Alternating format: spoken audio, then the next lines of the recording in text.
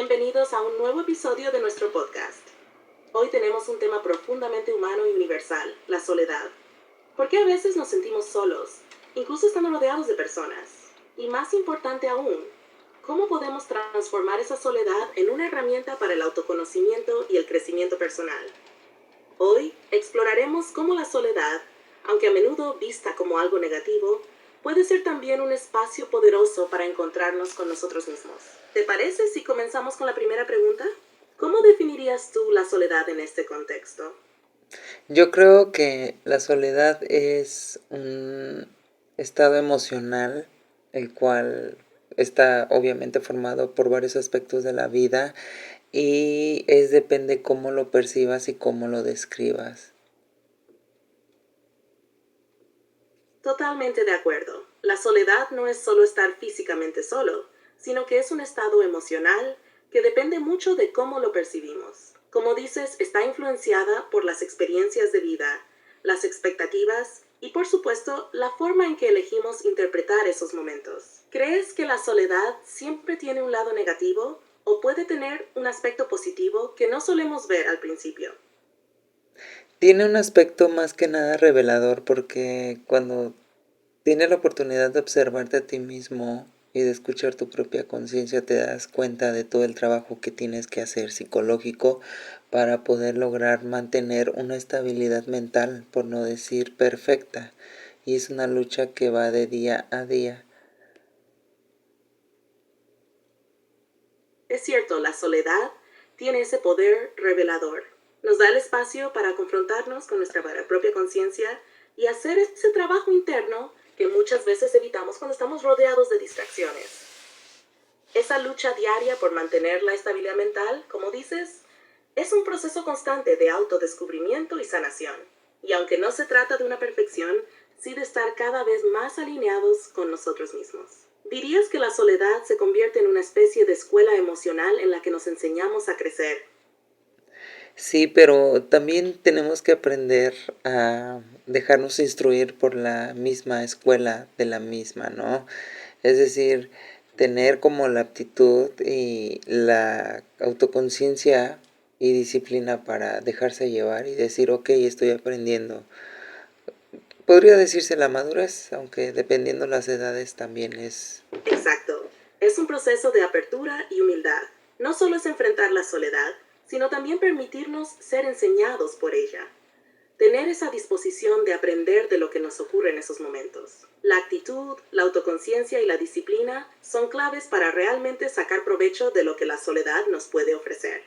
Es como un camino de aprendizaje constante, donde cada experiencia, incluso la más desafiante, tiene algo valioso que enseñarnos. ¿Cómo crees que podemos cultivar esa actitud receptiva, especialmente en momentos donde la soledad se siente más pesada o difícil de llevar?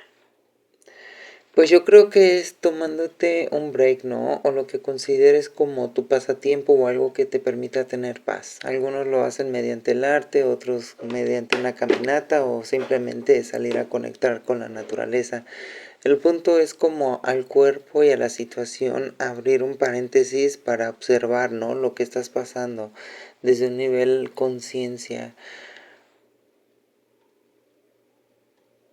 Eso es muy cierto. Es fundamental darnos ese respiro y encontrar maneras de reconectar con nosotros mismos, ya sea a través del arte, una caminata o incluso simplemente estar en contacto con la naturaleza. Esos momentos de pausa nos permiten desconectar de la vorágine y observar las cosas desde una perspectiva más amplia. Lo importante es poder abrir ese paréntesis mental y observar sin juzgar, sin apresurarnos, solo estando presentes en lo que estamos sintiendo. ¿Crees que esta práctica de pausar es algo que debería ser más habitual, no solo en momentos de soledad, sino en nuestra vida diaria? Claro, porque específicamente estamos hablando de el manejo y el control de emociones. Y sobre todo saber ubicar en qué momento necesitamos un respiro y para permitirnos el dejar fluir nuestras emociones sin afectar a nadie. Totalmente. El manejo de nuestras emociones es crucial y saber cuándo necesitamos un respiro es un acto de autocuidado consciente. Al tomar ese momento para nosotros, podemos dejar fluir las emociones de manera saludable, sin que nos desborden ni afecten a los demás. Es un balance Ujú. entre ser honestos con lo que sentimos y saber cómo gestionar esa energía de forma que no nos consuma. Esa capacidad de ubicar el momento adecuado para respirar y soltar es clave para mantener nuestra paz interior y a la larga nuestras relaciones también. ¿Crees que el aprender a manejar nuestras emociones es un camino que nunca se termina de recorrer? ¿O llegamos a un punto de equilibrio en el que ya no necesitamos pausas? Pues ya tenemos algo aprendido, pero sin embargo también hay personas que nos pueden hacer sacar de nuestras casillas de diferentes formas en diferentes grados. Es cierto. A pesar de todo lo que aprendemos sobre el manejo emocional, siempre habrá factores externos, como otras personas, que pueden ponernos a prueba y hacernos perder ese equilibrio. Cada persona tiene sus propias triggers o puntos sensibles y a veces, incluso con todo el autoconocimiento, las circunstancias pueden hacer que reaccionemos de manera impulsiva. Sin embargo, lo importante es tener la conciencia de que eso es parte del proceso y que siempre podemos volver a encontrar nuestra calma. ¿Dirías que lo clave en esos momentos es tomar distancia antes de reaccionar? ¿O hay alguna otra estrategia que te funcione cuando sientes que te están sacando de casillas? Primero que nada, aprender a que todo lo que diga una persona de ti o hacia ti es personal y es un reflejo de lo que hay adentro. Y dos, tomar distancia cuando nos sentimos como vulnerables o acorralados o acosados de alguna manera. Y buscar la manera de evidenciar. Eso es un gran punto. Aprender a entender que lo que los demás dicen es más un reflejo de ellos mismos que de nosotros nos ayuda a no tomarnos las cosas tan personalmente. Es un ejercicio de desapego emocional, porque nos permite ver que cada reacción tiene mucho más que ver con el estado interno de la otra persona que con nuestra propia esencia. Y como bien dices, tomar distancia es fundamental cuando nos sentimos vulnerables.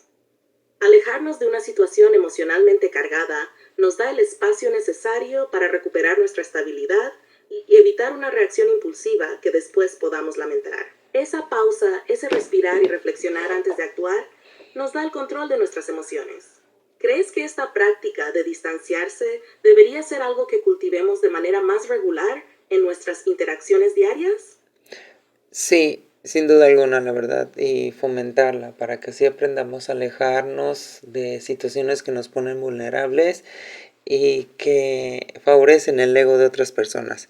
Sin embargo, retomar que la paz es primero y la paz interna es mucho mejor y debe de ser lo principal.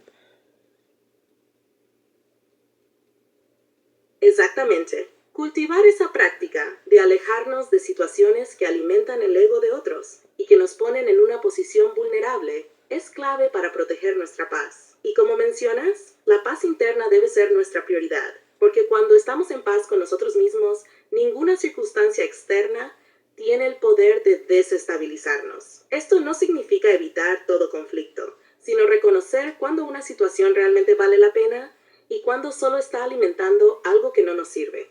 Fomentar esa paz interna, practicarla a diario, es lo que nos permite tener control sobre nuestras reacciones y vivir desde un lugar más sereno. ¿Cómo crees que podemos empezar a fomentar esa paz interna en el día a día, incluso cuando las situaciones a nuestro alrededor no son ideales?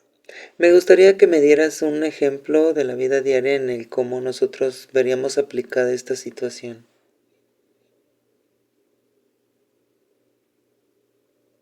Claro, un ejemplo práctico podría ser este.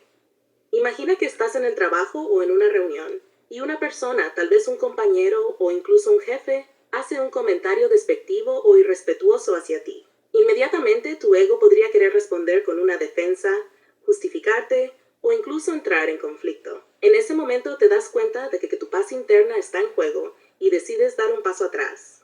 En lugar de reaccionar impulsivamente, te tomas un respiro y tomando distancia emocional, piensas por un momento, esto no es sobre mí, es sobre la perspectiva de esta persona. Yo tengo control sobre cómo respondo. Tal vez te dices a ti mismo, la paz es más importante que ganar este argumento y optas por responder de manera calmada o simplemente decidir no involucrarte. Aquí, te alejas emocionalmente de lo que podría ser una situación de conflicto, lo que te permite proteger tu bienestar. En lugar de caer en el juego del ego ajeno, Eliges preservar tu paz. Este tipo de situaciones ocurren todo el tiempo, tanto en interacciones personales como profesionales. Y la clave está en verlas como oportunidades para practicar ese autocontrol y fomentar la paz interna. ¿Qué piensas de esta forma de aplicarlo en la vida diaria? Se me hace muy interesante y muy necesario poder aplicarlo para que pues así todos llevemos como un equilibrio y un respeto. Me alegra que lo veas de esa manera. En efecto, aplicar esta práctica no solo nos ayuda a mantener nuestro equilibrio personal, sino que también fomenta un ambiente de respeto mutuo. Al tomar un paso atrás y no reaccionar impulsivamente, no solo protegemos nuestra paz, sino que también podemos influir positivamente en la dinámica de una situación, generando un ambiente más armonioso y menos cargado de tensiones. Es como sembrar pequeñas semillas de respeto y comprensión en cada interacción. Si más personas pudieran practicar esto, sin duda veríamos cambios significativos en las relaciones cotidianas, tanto en el ámbito personal como en el profesional. El equilibrio y la paz interna no solo son una fortaleza personal, sino también un regalo colectivo. ¿Qué crees que podríamos hacer para fomentar más este tipo de comportamientos en la sociedad en general? Algo que nos podría aportar también sería el cómo identificar o cómo puedo yo saber cuando, basado en el ejemplo que nos diste, puedo yo sentirme como pues en un intento de agresión o algo así. ¿Cómo identificarlo?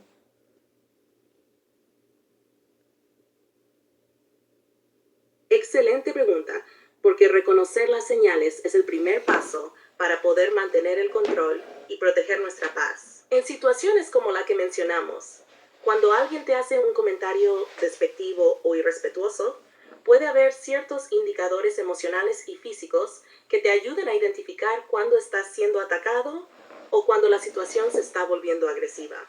Aquí algunos aspectos clave que pueden ayudarte a identificarlo. 1. Reacciones físicas inmediatas.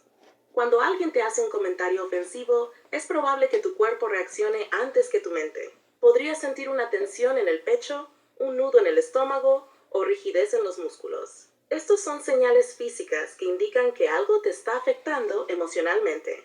Si sientes que estas reacciones están comenzando a manifestarse, es una señal de que probablemente te están atacando o te están provocando de alguna manera.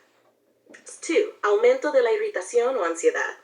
Otra señal es cuando comienzas a sentir una creciente irritación o ansiedad. Si el comentario te hace sentir que tu espacio personal está siendo invadido o que te están desvalorizando, tu mente puede empezar a buscar respuestas rápidas o defensivas. Esta sensación de incomodidad suele ser un indicador de que la interacción está cruzando una línea de respeto. 3.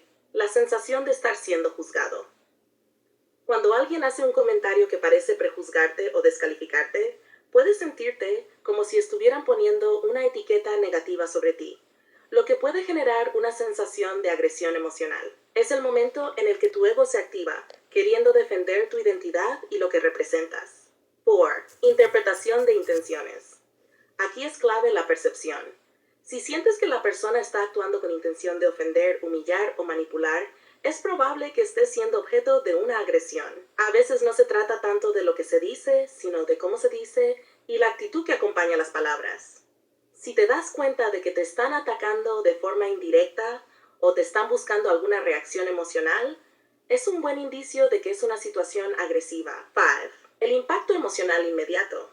Si después de la interacción sientes que el comentario te sacudió emocionalmente, dejándote con resentimiento, enojo o frustración, es otro signo de que fuiste agredido emocionalmente. Las emociones residuales son una forma de que el cuerpo te indique que la situación fue más de lo que parecía. Reconocer estas señales te permite tomar una decisión más consciente sobre cómo actuar. Si te identificas con alguna de estas emociones o sensaciones, es una buena oportunidad para tomarte un momento, tomar distancia y respirar. Ya desde ese lugar, puedes decidir si deseas interactuar de manera calma, confrontar la situación o, si es necesario, retirarte. Lo importante es saber que tienes el control sobre cómo decides manejar esas interacciones. ¿Qué opinas de estos indicios? ¿Hay alguna señal que sientas que deberíamos agregar o considerar más profundamente? Pues yo creo que en aspectos generales son pues las más visibles, ¿no? Ya para finalizar, ¿qué nos podrías decir? Me alegra que las señales hayan resonado contigo. En resumen, creo que la clave en estos momentos de agresión o conflicto es mantener nuestra paz interna. Cuando reconocemos las señales que nos indican que estamos siendo desafiados emocionalmente, tenemos el poder de pausar, reflexionar y decidir cómo responder de manera consciente. El proceso de autocuidado emocional no solo depende de la reacción, sino de la prevención. Si aprendemos a identificar esas pequeñas señales a tiempo, podemos protegernos, evitar que el ego controle la situación y, sobre todo, seguir cultivando la paz en nuestro interior. Como último consejo, la verdadera fuerza radica en mantener la calma cuando todo a nuestro alrededor trata de desestabilizarnos. Si logramos ser conscientes de nuestros sentimientos y de las situaciones que nos afectan, podemos manejarlas de una manera mucho más equilibrada y respetuosa. Muchas gracias por acompañarnos hoy. Esperamos que esta conversación les haya dado algunas herramientas para manejar la soledad, el autocuidado emocional y cómo mantener nuestra paz en medio de los desafíos. Nos escuchamos en el próximo episodio.